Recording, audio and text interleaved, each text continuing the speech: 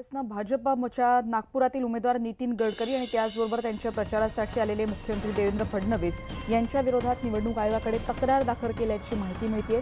उमेदवारी अर्ज भरल्यानंतर परवानगी नसताना त्यांनी सभा घेतली अशी ही तक्रार आहे आणि आचारसंहितेचं उल्लंघन केल्याची तक्रार त्यांनी दाखल केली आहे। त्यांनी असंही म्हटलंय, पुरावे देऊन निवडणूक अधिकाऱ्यांनी कारवाई करावी अशी मागणी देखील आता नागपूरमध्ये काँग्रेसनं केली अशी माहिती कळते। प्रवीण मुधोळकरांकडून अधिक माहिती घेणार आहोत। प्रवीण, नेमकं काय काय म्हणणं आहे काँग्रेसचं? मुळातच रेणुका, जेव्हा उमेदवारी अर्ज भरला सोमवारी, तेव्हा उमेदवारी अर्ज या ठिकाणी भरताना मुख्यमंत्री देवेंद्र फडणवीस आणि सर्व आमदार नितीन गडकरी यांच्यासोबत उपस्थित होते। हे सगळं शक्ती प्रदर्शन झाल्यानंतर त्या ठिकाणी कोर्टाचा चौक जो आहे जिल्हाधिकारी कार्यालयाच्या समोर, त्या चौकामध्ये एक सभा छोटेखानी नितीन गडकरींनी संबोधित केली।